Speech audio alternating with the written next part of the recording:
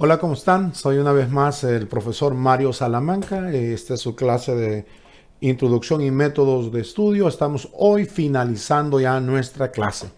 El tema final que he decidido para cerrar todo es crecimiento y disciplina personal. Repítalo ahí conmigo, crecimiento y disciplina personal. Es nuestra clase de orientación y métodos de estudio. Vamos a hacer una evaluación a todo lo que hemos venido tratando y un recordatorio. Todos los temas que miramos, ya sea presenciales o por videos. ¿Por qué investigar? Hablamos sobre el ADN académico. Hablamos allá estando en clases presencial, el rigor académico, hábitos de estudio, por qué escribir teológicamente. Hablamos sobre qué era el tema, hablamos sobre qué era la delimitación del tema, la tesis o hipótesis, no lo miramos en sí, pero déjeme rápidamente recordarle que la tesis es mi propósito de lo que yo quiero hablar o de lo que yo quiero escribir. Tiene que ser bien conciso a través de las áreas específicas de las que uno quiere llevar a cabo un trabajo, ya sea escrito o ya sea a través de un sermón o una predicación. Mi hipótesis es una idea, mi hipótesis es una solución temporal que yo le doy a un problema. Entonces yo puedo decir, por ejemplo, quiero hablarles del tema que estuvimos mirando en la sesión anterior sobre la alabanza, mucho de la alabanza. Entonces, mi hipótesis es que la alabanza que se practica hoy en algunas iglesias no es la que mejor representa el modelo bíblico. Entonces, esa es mi hipótesis. Yo tengo que comprobarlo a través de la investigación, a través de lo que voy a predicar o a través de lo que voy a enseñar. Básicamente esa es la hipótesis. Es una idea que yo voy a inferir en un tema, una solución temporal que le voy a dar y que debe de estar sujeta a comprobación. Cuando empezamos la clase dije que al final quería dar un poco sobre, y bueno, de hecho estuvimos dando en las primeras clases un poco sobre la superación personal como estudiantes. La idea es que no están estudiando para graduarse de algo y luego pues ya, y después ¿qué sigue? No, la idea es pues vamos a continuar con algo. Para ello vamos a ver hoy sobre lo que previamente les anuncié, crecimiento y disciplina personal. Entonces necesito que veamos algunas cosas y preguntas que nos vamos a ir haciendo como alumnos, como profesores, como pastores, como miembros de alguna familia, como miembros del cuerpo de Cristo en general, ¿no? Entonces, ¿cuál es el propósito en Cristo de mi vida? Entonces, tú y yo tenemos que preguntarnos, ¿cuál es el propósito por el que yo estoy aquí? Acuérdese que las preguntas de existencia histórica siempre han sido, ¿qué estoy haciendo aquí? ¿Cuál es la razón, los propósitos de mi vida? ¿Con quién me relaciono y para dónde voy?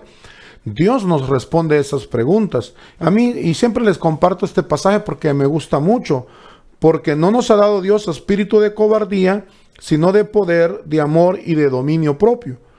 Por tanto, no te avergüences de dar testimonio de nuestro Señor, ni de mí, preso suyo, sino que participa en las aflicciones por el Evangelio, según el poder de Dios, quien nos salvó y nos llamó con llamamiento santo, no conforme a nuestras obras, sino según el propósito suyo y la gracia que nos fue dada en Cristo Jesús antes de los tiempos de los siglos. Entonces, ¿qué estoy haciendo acá? ¿Por qué me inscribí a la escuela?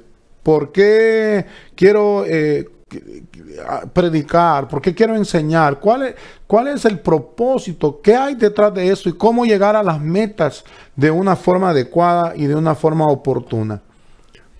Dice la Biblia en Juan, en el capítulo 12, verso 24, de cierto os digo que si el grano de trigo no cae en tierra y muere, queda solo, pero si muere, lleva mucho fruto.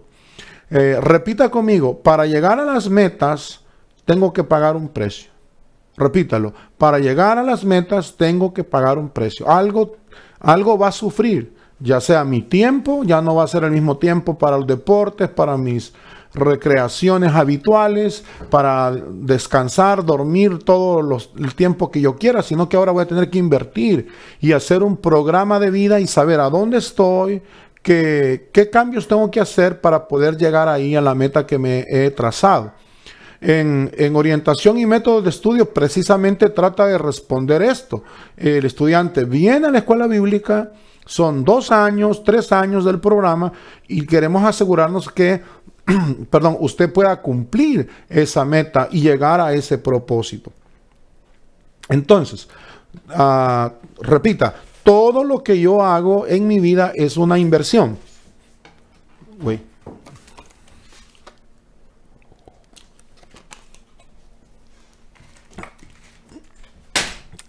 Veamos ahí, todo lo que yo hago en mi vida es una inversión.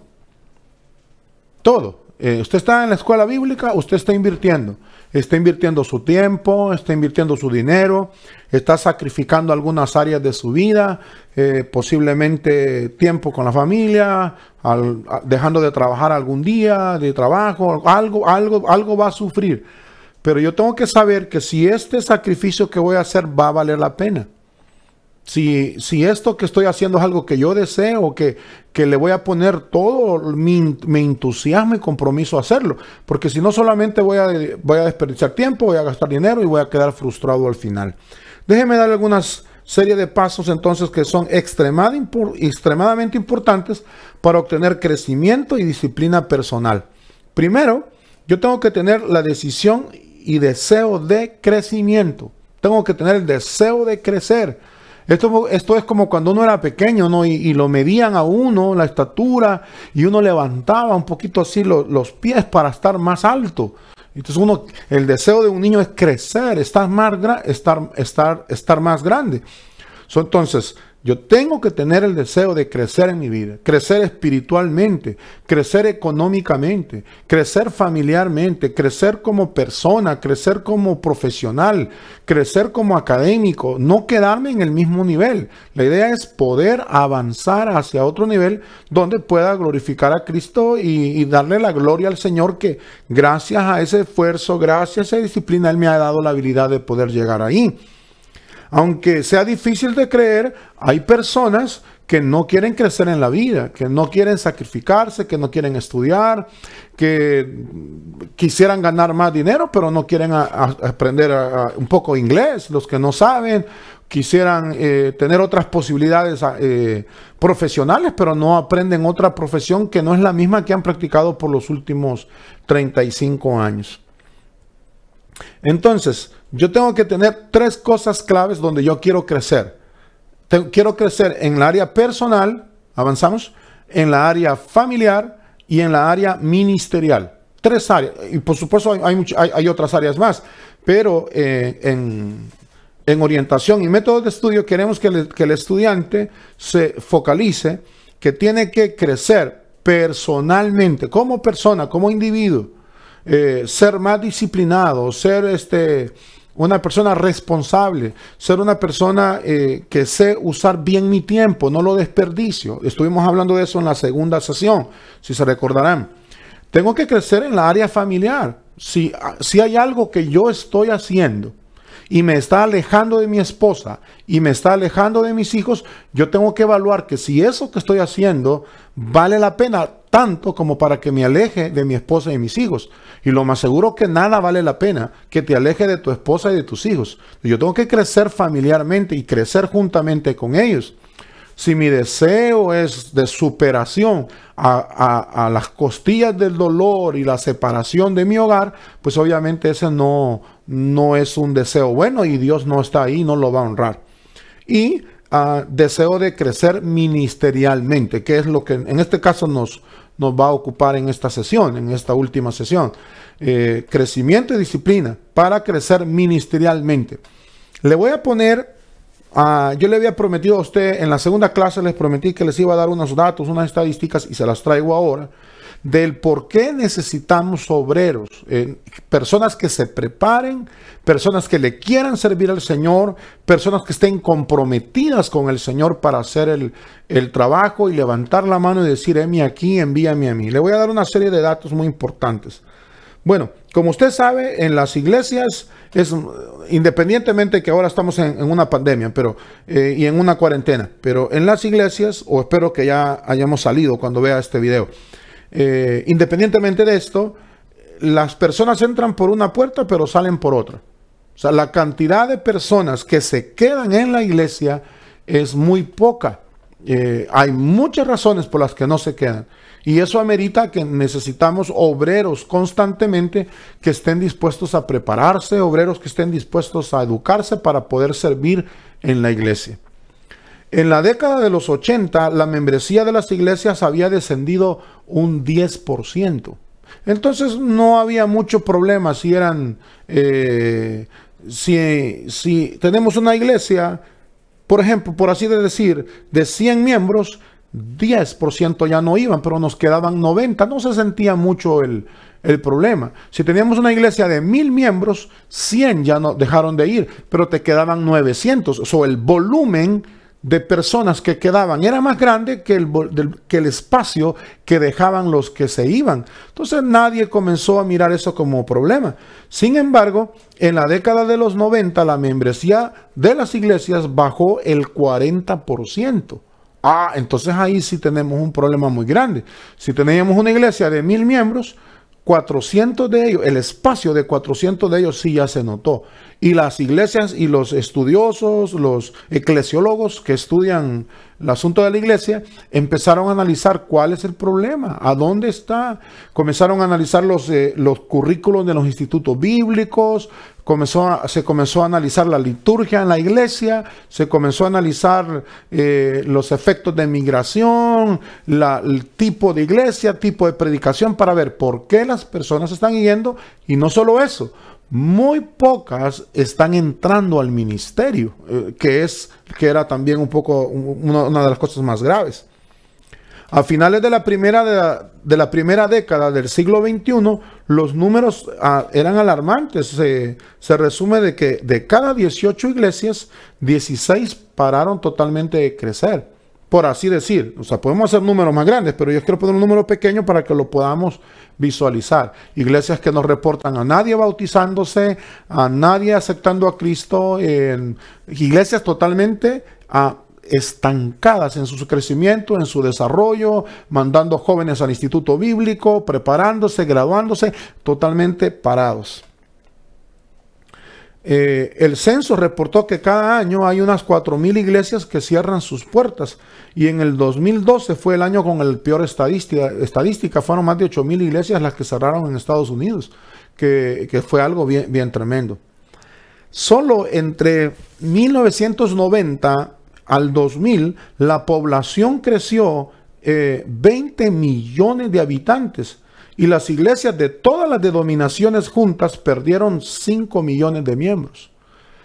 Eso representa un problema extremadamente grave. En los 90 había más o menos, avanzamos, en los 90 habían 27 iglesias por cada 10,000 habitantes. Para que nos podamos tener una idea, por cada 10,000 habitantes, 27 iglesias. Sin embargo, a finales de la primera década del siglo XXI, 11 iglesias por cada 10,000 habitantes. Debería de haber 38,000 nuevas iglesias para mantenernos con el crecimiento de la nación. Entonces, lo primero que nosotros necesitamos es evaluar que necesitamos obreros.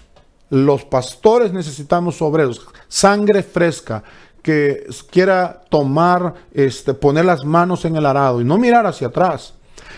Jóvenes que quieran entrar al ministerio, que quieran entrar al pastorado, que quieran crecer ministerialmente. Mire lo que dice la Biblia en el libro de Mateo 9:35. Recorría Jesús todas las ciudades y aldeas, enseñando en las sinagogas de ellos y predicando el evangelio del reino, y sanando toda enfermedad y toda dolencia en el pueblo. y al ver las multitudes tuvo compasión de ellas, porque estaban desamparadas y dispersas como ovejas que no tienen pastor. Entonces dijo a sus discípulos: a la verdad la mies es mucha, mas los obreros pocos. Rogad pues al Señor de la mies que envíe obreros a su mies.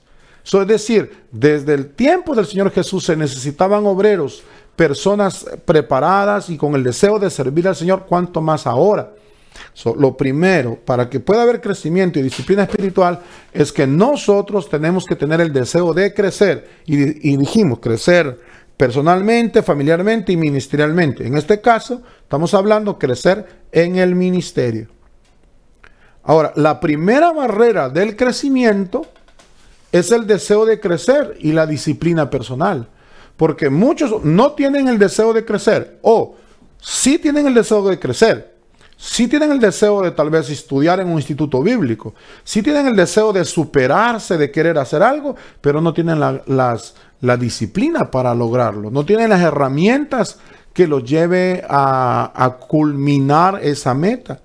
Entonces, para ello, yo tengo que aceptar responsabilidades y aceptar cambios. Después de graduarme, por ejemplo, de este programa que viene, ¿qué sigue para usted? Pregúntese. Primero pregúntese por qué está estudiando este programa. Luego pregúntese, ¿y qué va a hacer después que se gradúe? ¿Qué va a hacer con lo que aprendió? Entonces, la primera barrera de crecimiento que hay es el deseo de crecer y la disciplina personal para que podamos avanzar y poder crecer. Lo primero, deseo de crecer. Es la primera herramienta que necesitamos. Segundo, yo tengo que estar dispuesto a hacer cambios proactivos y efectivos en mi vida para poder llegar a las metas deseadas. Para poder llegar a culminar y a cumplir esas metas, yo necesito estar dispuesto entonces a hacer esos cambios. Si yo sigo haciendo lo mismo que he hecho hasta hoy, seguiré cosechando los mismos resultados que he cosechado hasta el día de hoy. Muchos dicen, no, yo quisiera leer toda la Biblia, pero no la he empezado a leer. Yo quisiera ser más responsable con mis diezmos y mis ofrendas, pero no he empezado a ofrendar ni a diezmar. Entonces hay una serie de problemas. Yo tengo que estar dispuesto a hacer cambios que sean proactivos y efectivos. Recuérdese que no se trata, viene un cambio, entonces viene un cambio ahead, que tengo que cambiar. Si yo quiero llegar a una meta, si yo quiero culminar cualquier cosa que emprenda en el nombre del Señor, yo tengo que tener ese cuidado. Pero no se trata, regresamos un poco, no se trata de subir al monte más alto lo más rápido posible. Hay muchas personas que corren su carrera cristiana, su carrera académica, como correr una carrera de 100 metros. Pero realmente la carrera cristiana e incluso la carrera académica es algo para toda la vida. Nunca paras de aprender. Entonces, no se trata de subir el monte más alto. Se trata de ir paso a paso y que sea seguro. Porque recuérdese que lo más importante no es subir a la meta. Sin que los expertos en escalar montañas dicen que realmente lo más peligroso es descender. Es cuando es más vulnerable la persona para tener accidentes. Entonces, el cristiano, el estudiante, el pastor tiene que ir seguro y tiene que ir paso a paso en los cambios que quiere ir haciendo. Ahora, ¿cuándo sé que estoy comprometido al cambio? ¿Cuándo yo sé que estoy comprometido al cambio? Entonces, tengo que hacerme esa pregunta. Cuando no he estado creciendo en responsabilidad y disciplina. ¿Cuántas veces la esposa ha dicho, mira, quiero que arregles la puerta en el garage? Y tú le dices, sí, esta semana lo hago. Ya pasaron 5 años y no lo has arreglado. Cuando empezamos una clase, por ejemplo, y tenemos examen, hermanos, para la próxima semana. Tenemos un examen próximo, hermanos, y nadie estudió durante la semana, nadie agarró los libros durante la semana. Ya en el siguiente día venimos, ya asumamos que mañana fuera el examen, en la noche estamos estudiando, entonces no lo vamos a poder refrescar. Yo tengo que entender que la disciplina y la responsabilidad van a hacer posible que yo pueda llegar a las metas que me he trazado como estudiante, como un individuo que quiere superarse. Letra B. Cuando mi mayordomía está siendo afectada por ocupaciones fuera de mi verdadero llamado. Es decir, tengo tiempo para los amigos, tengo tiempo para pescar, tengo tiempo para jugar, tengo tiempo para el Nintendo, tengo tiempo para todo, ¿verdad? Y todo tengo tiempo, pero menos tiempo para estudiar, menos tiempo para las cosas del Señor. Para eso no tengo tiempo, pero tengo tiempo para todo. Entonces, ¿cuándo sé que tengo que cambiar? Cuando mi mayordomía está siendo afectada por ocupaciones fuera de mi verdadero llamado. Cuando comprendo que hay una fricción entre la visión y la misión. Entonces, cuando ya hay una fricción ahí, ¿qué quiere decir eso? Es lo que yo quiero lograr. Esa es mi visión. Yo me quiero graduar de este programa del Instituto Bíblico. Mi misión es cómo lo voy a hacer. Entonces vengo yo, me quiero graduar, que es mi visión del Instituto Bíblico, pero no hago las tareas, que es mi misión. No respondo a las responsabilidades que tengo financieras o etcétera. Entonces, cuando hay fricción entre visión y misión, entonces lo único que va a hacer es retroceder y no me va a permitir avanzar en este proceso de crecimiento. Lo que nosotros necesitamos entonces es entender que queremos avanzar, necesitamos crecer, necesitamos disciplina para poderlo lograr. Para ello entonces tengo que hacerme algunas preguntas internas, como alumno, como individuo, como persona en Cristo. ¿Cómo está mi motivación para lo que quiero hacer? Una persona motivada, una persona entusiasmada, va a poder tener esa fuerza interna para poderse mover a lo que sigue. Una persona que no está motivada, que no está entusiasmada, es una persona que va a estar tomando de la copa de la miseria todo el tiempo y va a decir, ¿para qué? Esto no me va a servir y esto es lo mismo. Y entonces, tomando de la copa de la miseria, va a ahogar los sueños que Dios ha puesto en tu vida. Dios ha puesto sueños en tu vida. Dios ha puesto planes y metas en tu vida. Dios ha puesto en tu vida deseo de caminar. Pero yo tengo que preguntarme, retrocedemos un poco, ¿qué motivos, qué ideas, qué fuerzas nos están moviendo para estar en el ministerio?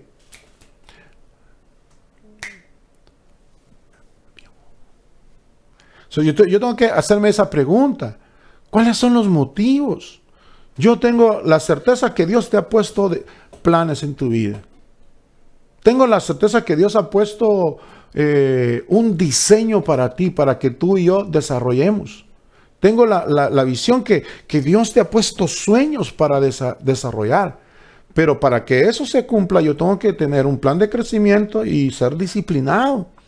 Tenemos que estar motivados para poder llegar ahí, entusiasmados para poder llegar ahí. Entonces, una persona entusiasmada, motivada, comprometida, va a poder llegar a esas metas. Una persona que no está motivada, que no está comprometida, va a mirar esas metas bien lejos todo el tiempo y no se va a autoalimentar de motivación para salir adelante.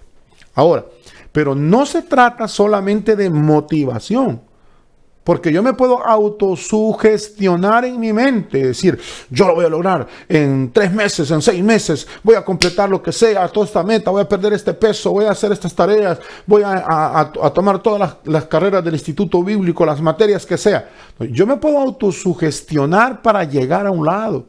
La pregunta es ¿cómo? Lo estoy haciendo de la forma correcta, es la motivación correcta. La Biblia nos dice que la motivación correcta debe de venir por el amor a Dios, por el agradecimiento al Señor y no por lo equivocado. Mira este pasaje que encontré en el libro de Jeremías.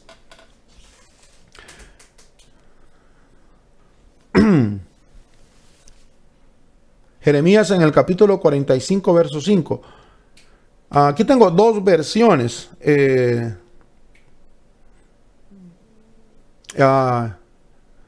Veamos la versión, la traducción al lenguaje actual. Y tú que buscas para ti grandeza, no la busques, porque aquí que yo traigo mal sobre toda la carne, y ha dicho Jehová, pero a ti te daré tu vida por botín a todos los lugares donde fueres. Pero la primera palabra que me gusta, que quiero resaltar ahí es, y tú buscas para ti grandeza, no la busques. Luego en la versión Reina Valera, estoy por enviar un gran castigo sobre toda la gente, así que ni creas que tú vas a lograr grandes cosas. O sea, fuera de Dios no podemos lograr nada. Podemos estar motivados, podemos estar autosugestionados, podemos estar alimentados por mucha información externa que nos dice que vamos a lograrlo, vamos a hacerlo, pero si es la motivación equivocada, para pensar que soy mejor que los demás, para tener control sobre las demás personas, me estoy equivocando. Tengo que hacer lo correcto de la forma adecuada. Ahora bien, algunas aclaraciones sobre ese pasaje. El pecado es el deseo de ser grande cuando va motivado por el egoísmo. Cuando yo quiero, avanzamos, cuando yo quiero llegar a algo, superarme, lo que sea, pero a costas de algo o de alguien. Y por eso Jeremías le escribe a su amigo Barut, que le dice, si tú buscas grandeza para ti, no la busques. Porque la grandeza en sí no es pecado. Pero el pecado es el deseo incontrolado, no modelado por Dios de ser grande, cuando va motivado por el egoísmo. El deseo de hacer cosas grandes en sí mismo no es pecado. La motivación es lo que determina el carácter de la ambición. El consejo no es en contra de la autorrealización. Lo que se condena es la motivación que hay detrás de la acción. Ahí está el asunto, el individuo. Hemos mirado nosotros jóvenes, ¿y por qué se inscribió al Instituto Bíblico? Es que fíjese que no me dan oportunidad en la iglesia para predicar. Entonces ahí ya estás mal. Te estás escribiendo al Instituto Bíblico porque estás enojado o molesto con alguien y le vas a probar a algo. Dios te va a abrir puertas a ti. Dios te va a abrir puertas. Mira, cuando yo empecé a estudiar el Instituto Bíblico, una sola vez he pedido el púlpito a alguien. Una sola vez le he dicho a alguien, oye, me gustaría predicar en su iglesia. Iba a primer año de instituto, como a este nivel. Y yo me acuerdo que el maestro, siervo de Dios, uno de mis mentores ahora, hasta la fecha, es una persona de gran influencia en mi vida. A la hora del pequeño receso, pues yo motivado, ya había aprendido tres cosas por ahí, un par de textos bíblicos, y ya me sentía con fuerza como para ir a predicar, ir a enseñar. Y yo le dije al profesor, yo sé que usted es pastor y a mí me gustaría ir a predicar a su iglesia. Él fue muy amable conmigo y me dijo, claro hermano, déjeme pensar, déjeme ver. Cuando regresamos del receso, el hermano me dio una tremenda lección enfrente de todos. Y él dijo, si el Señor les ha llamado, el Señor les va a abrir las puertas. Ustedes no anden pidiendo púlpito. Dios les va a abrir a ustedes las posibilidades para predicar. Y yo nomás me quedaba viendo, así volteaba a ver para todas partes. Directamente lo está diciendo por mí. Y obviamente yo entendí el mensaje del hermano.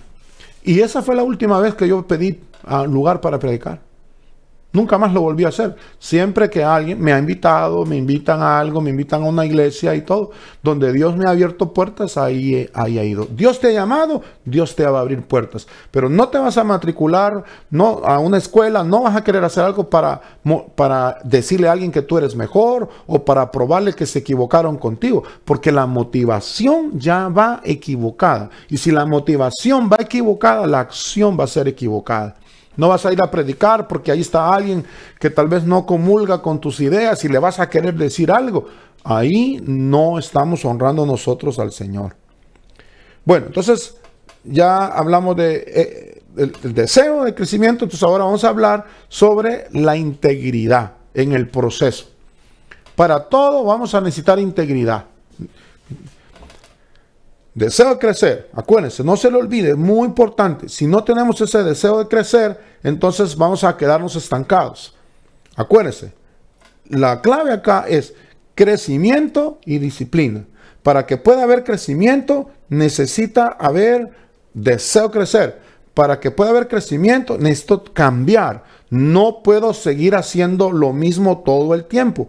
Entonces, cuando ya tengo el deseo de crecer, cuando he tomado la decisión de cambiar, voy a analizar mis acciones. ¿Y cómo las voy a analizar? A través de mi integridad.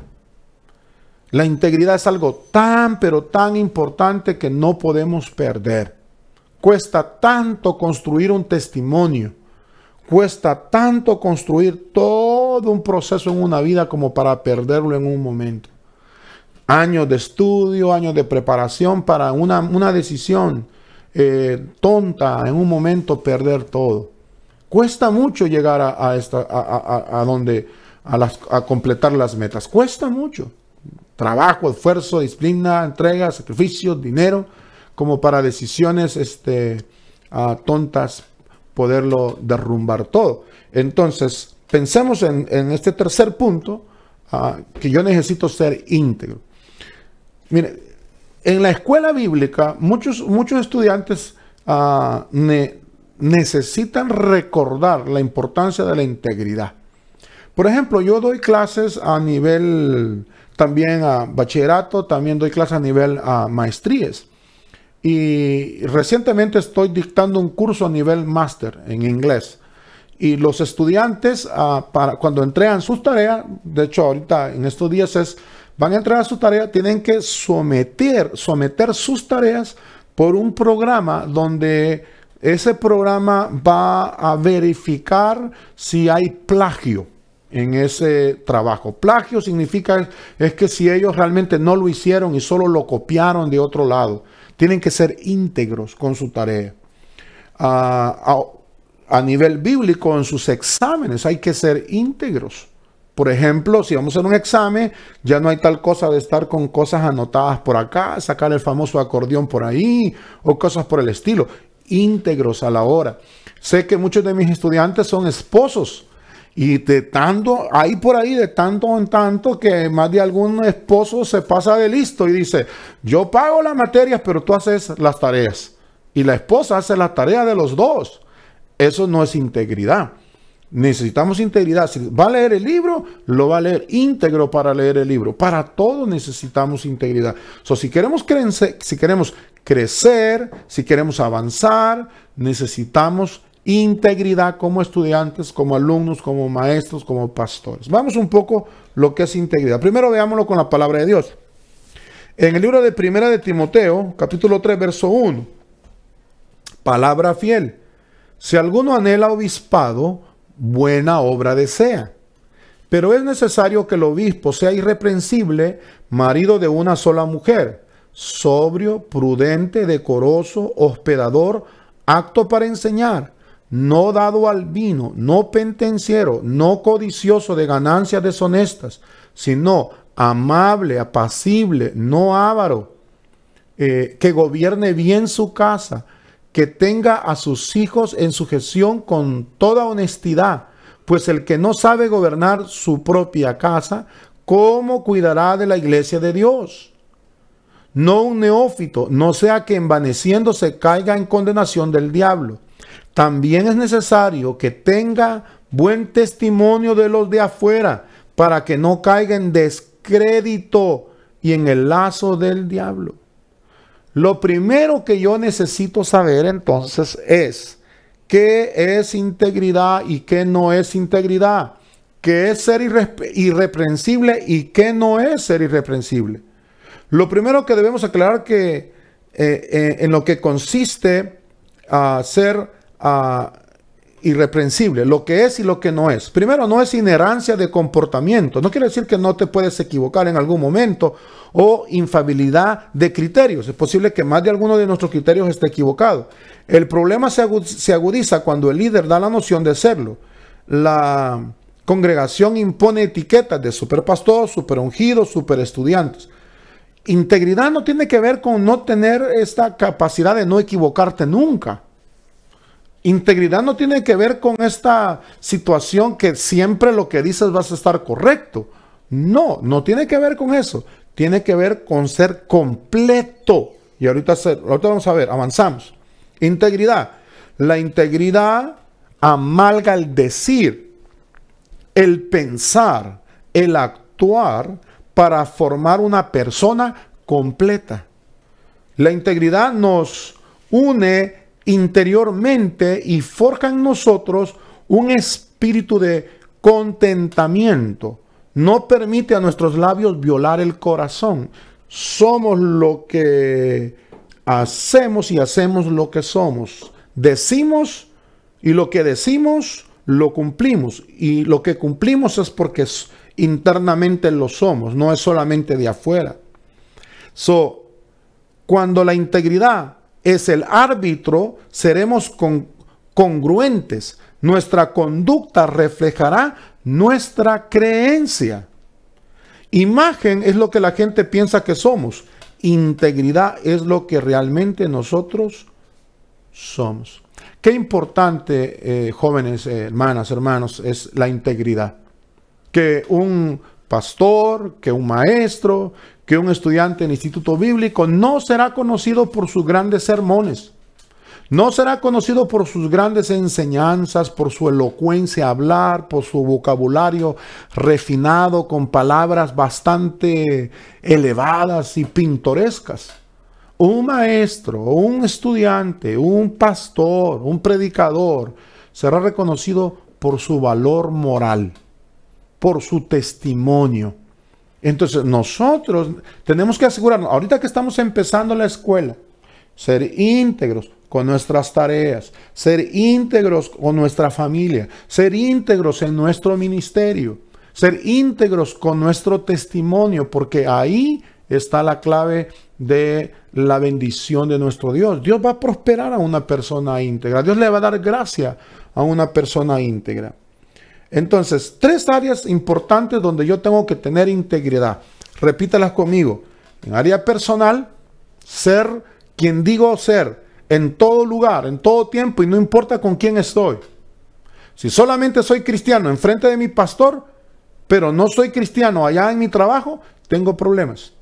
Si solo soy cristiano en frente de mi papá, en frente de mi mamá, en frente de las personas, en frente de los miembros de la iglesia, y ahí soy muy buen cristiano, pero a solas o con otras personas no lo soy, yo tengo serios problemas. Yo tengo que ser quien digo que soy, un cristiano que honra a Cristo en privado y también en público, estando a solas o estando con quien esté. Acuérdese que somos nosotros cartas abiertas.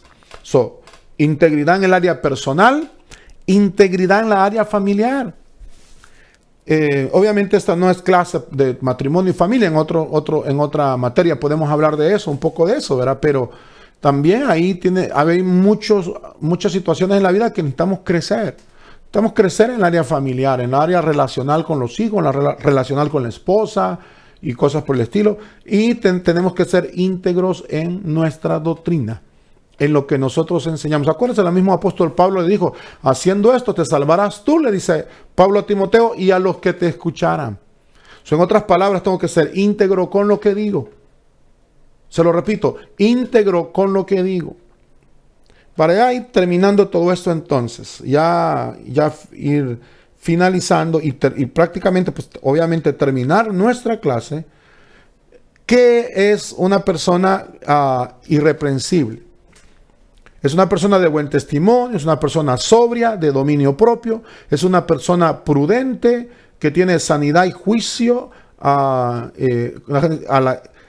sanidad y buen juicio. La gente prudente es muy valiosa, es una persona decorosa, de buenos hábitos, una persona ordenada, no dado al vino, no adicto a vicio, a ninguna clase de vicios, no pendenciero, es decir, no violento, no dado a ganancias deshonestas, amable y contencioso, de buen testimonio, honesto y sin doblez. Todo esto es integridad bíblicamente. Se necesita un alumno, un maestro, un pastor, una persona que quiera guardar estos valores y estos principios para poder llegar a la meta deseada. Necesito crecer en el área personal, en el área familiar, en la área de fidelidad, en la área de hospedador y en la área de ser una persona que gobierno bien mi hogar. Veamos algunas citas de algunos célebres en cuanto a la integridad. Vamos a ver a Dwight Eisenhower. ¿Cómo se dice esto? ¿Sigo? ¿Adelantamos?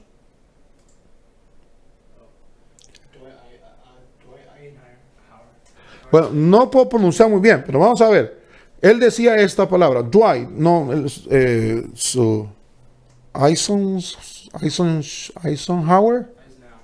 Eisenhower. Ok. Para ser un líder, un hombre debe de tener seguidores. Y para tener seguidores, un hombre debe contar con la confianza de estos. Si las personas a las que pastoreamos dudan de nuestra integridad, no podremos influenciarlas. No vamos a influenciar a nadie. Peter Bruyant, un especialista en administración holandés, sostiene que la autoridad no es el poder que un jefe tiene sobre sus subordinados, sino más bien la habilidad de ese jefe para influir en sus subordinados, a fin que reconozcan y acepten ese poder. No impongo, sino que se reconoce. También Roberts dijo: si la gente me entiende, captaré su atención. Si la gente confía en mí, lograré su acción.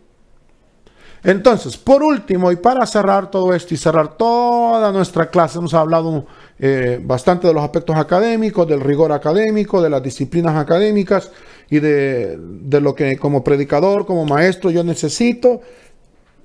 Por último, entonces, vamos a hablar de disciplina. Ya hablamos de crecimiento, ya hablamos de necesidad de cambio, ya hablamos de integridad. Ahora vamos a hablar de disciplina. Y con esto terminamos. Un estudiante que no tiene disciplina va a ser siempre un estudiante que va a tener problemas. Necesita una mente disciplinada. El mismo pasaje que estábamos citando de Timoteo. Ten cuidado de ti mismo y de la doctrina. Persiste en ello, pues haciendo esto te salvarás a ti mismo y a los que te oyeren. Ten, en la versión Nueva Traducción Viviente, ten mucho cuidado de cómo vives y lo que enseñas. Mantente firme en lo que es correcto por el bien de tu propia salvación y de las que te oyen. Wow, mira qué tremenda palabra de Dios. Yo voy a necesitar ayudas, diga conmigo ayudas, y yo sé que a veces no nos gustan, para lograr ser una persona disciplinada, y si no lo soy, yo voy a necesitar ayudas. Voy a necesitar una mentoría pastoral, que el pastor me ayude, que el pastor me dé consejos, me recomiende libros, me recomiende textos bíblicos, acompañarlo de vez en cuando a actividades que él me lo permita para ir aprendiendo, o él o ella, pues si es una pastora que va a aprender de alguien más. Vamos a necesitar el Instituto Bíblico que nos ayude a formar. Eso es lo que hace el Instituto Bíblico. Por eso esta es en algunos casos debería de ser tu primera clase, en introducción a estudios bíblicos. Formar. ¿Qué es la escuela bíblica? ¿Cuál es el programa? ¿Qué se requiere? Los hábitos que un alumno debe tener. Ser organizado en lo que va a escribir, lo que va a hablar. Esas cosas que hemos estado hablando. La importancia del Instituto Bíblico y las relaciones que tenemos con la denominación.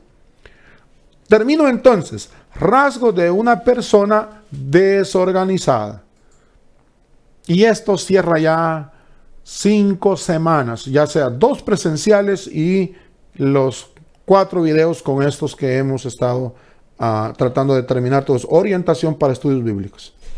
Invertir su energía en trabajos improductivos. Una persona desorganizada siempre está ocupada. ¿Se acuerdan? Yo les enseñé esto en la primera clase. La regla 20-80, que pasamos 80% de nuestro tiempo en las áreas que no es nuestra productividad, no es nuestro llamado, y solo le dedicamos el 20% en las áreas de nuestro llamado. Una persona desorganizada es la que invierte su energía en trabajos que no producen. 2, es una persona que tiene aspectos estéticos descuidados. Llega a la escuela sin los cuadernos, sin la Biblia, de repente mal vestido. No estamos hablando de vestirse súper bien a la moda, pero por lo menos de una forma decente, y todos esos aspectos estéticos. Tiene problemas serios con la puntualidad, no llega a tiempo. Y siempre se nos ha enseñado en escuela dominical llegar a tiempo y con tiempo. Si el servicio empieza a las 7 y uno llegó a las 7, dice, llegué a tiempo. No, señor, usted llegó tarde. Porque usted es maestro. Usted tiene que haber llegado media hora antes para preparar su salón, preparar todas las fotocopias que usted necesite para que a las 7 usted empiece a dar su clase. A tiempo y con tiempo. Muchas gracias por su entusiasmo. Número 4. La gente desorganizada se siente mal con el resultado de su trabajo normalmente. Los cristianos desorganizados pocas veces disfrutan de la intimidad con Dios. Por lo general, la calidad de relaciones son muy malas. Se establecen excusas muy ingeniosas y hasta espirituales. Salen las barreras y la protección y el sarcasmo. Entonces, ¿qué necesitamos y qué hemos estado diciendo en crecimiento y disciplina personal? Deseo de crecer. Tengo que estar dispuesto a los cambios. Concentrarme en mi integridad y buscar la organización en mi vida para poder llegar a las metas que el Señor me ha establecido, que el Señor me ha dado. No hay lugar a dudas que a través de esta clase hemos hablado de aspectos académicos, hemos hablado de aspectos espirituales, hemos hablado de aspectos prácticos y los ponemos todos juntos al final para decirle que el Señor nos ayude, que el Señor nos guarde y podamos nuestra carrera cristiana, nuestra carrera académica, lograr y llevarla al fin para poder ser dignos ministros de Cristo Jesús. Que el Señor les bendiga ricamente. Muchas gracias por haberme dado la oportunidad de dictar esta clase. Hasta la próxima.